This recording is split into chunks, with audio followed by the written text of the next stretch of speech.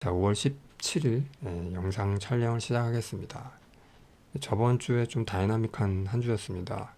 주 초에 이제 음봉 크게 그렸다가 한 2%짜리 음봉 크게 그렸다가 그 다음날 크게 하락으로 출발해서 이날이 5월 13일인데요. 크게 하락으로 출발했다가 종가 기준으로 2.63% 상승해서 마무리됐었죠.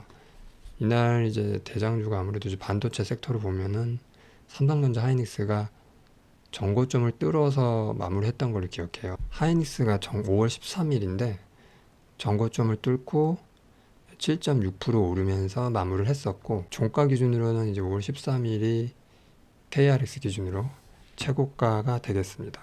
그 다음날 지수는 최고가로 오르지만 하이닉스는 그때 좀 꺾였죠. 그래서 5월 14일날 기준으로 보면 지수가 종가 기준으로 최고점을 찍게 되고, 그리고 어제죠.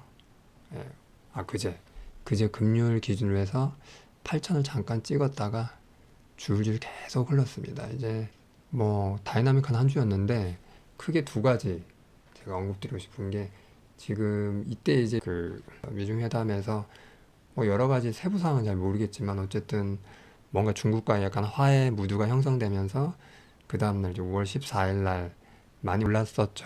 특히 그때 중국 관련주 돼서 엔터 산업, 제가 하이브 주식을 좀 들고 있는데 하이브가 그날 좀 많이 반등을 했었고, 그 외에 SM이나 아니면 화장품, 그리고 뭐 아모레 퍼시픽이나 LG생건 이런 거 있죠. 또 기타 중국 관련된 그런 종목들이 많이 반등을 했었던 걸로 기억합니다. 그리고 그 다음날 이제 주가 폭락을 하게 되는데, 이제 저희 한국 기준으로 해서 미국하고 중국 관계가 안 좋아서 득을 보는 섹터 있잖아요. 예를 들면 태양광이나 아니면 2차 전지, 이런 것들이 이제 미국 내에서 중국 제품을 배치하는 움직임이 있었는데, 중국하고 화해 무드가 형성되면 이런 거에 대한 밸류 체인이 중국 쪽으로 다시 가는 거 아니냐. 그래서 OCI나 아니면 뭐 하나솔루션, 그리고 2차 전지 관련주들, 그리고 반도체 역시도 뭐 당장은 아니지만 장기적으로 이제 중국 쪽으로 대체될 수도 있지 않느냐.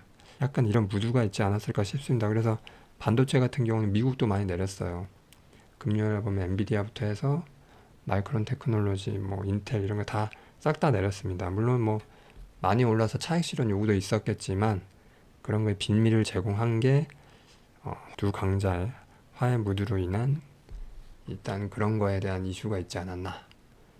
그리고 또 이제 생각해 볼 수 있는 게 10년물 국채예요. 저 사실 연초에 이제 미래에셋 통해서 국채 10년물을 제가 좀 크게 이제 트레이딩을 하려고 산 적이 있는데, 그때 제가 국채 들어간 금리가 3.19였습니다. 물론 이거는 좀 어려운 얘기긴 한데, 근데 지금 이게 4%를 넘었더라고요. 4점이. 그래서 저는 사실 그때 한 2천만 원 정도 손절을 그냥 했었는데, 그냥 금리가 계속 오를 것 같더라고요. 근데 저 PB님이 이거 다시 내릴 거다, 그러니까 들고 있어라. 참고로 국채 10년물 표면 이율은 실제 들고 있는 사람 입장에서는 이제 금리, 표시된 금리가 오를수록 수익률은 오히려 떨어집니다. 그래서 제가 3.19에서 샀었는데 그때 손절한 금리가 3.27인가, 이때 이제 손절을 했었고, 그래서 한 2천만 원 정도 손절을 했었는데, 우리 미래에셋 담당 PB님께서 그러니까 6월까지 홀드 해봐라.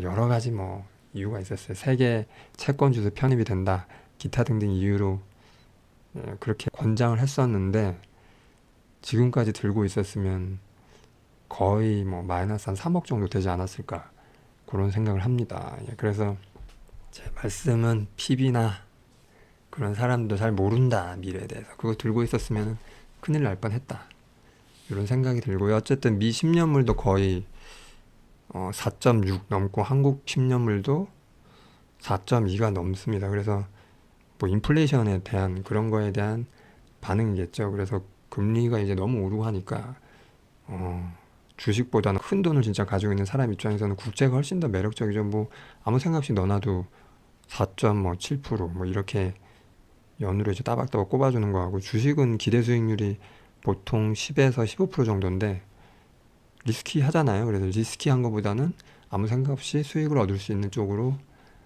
좀 더 고민을 하는 게 아닌가, 이런 두 가지 이슈가 있었다라는 게 부업 투자자인 저의 생각입니다. 저도 여기저기 들은 내용 종합해서 생각해 본 겁니다. 어쨌든 저도 뭐 항상 얘기하지만 국채에 대한 국채 투자가 훨씬 더 많아요. 저는 뭐 한 4.5%만 되면은 차라리 채권을 합니다. 제 나이도 있고 해서 이제는. 그래서 주식 비중이 사실 많진 않는데 큰 자본들도 이제 그런 머니 무브를 하는 게 아닌가. 그래서 아무래도 팔기 쉬운 반도체 주식들을 많이 팔고 또 거기에다가 미중 회담이 하나의 트리거 포인트가 되지 않았나 싶습니다.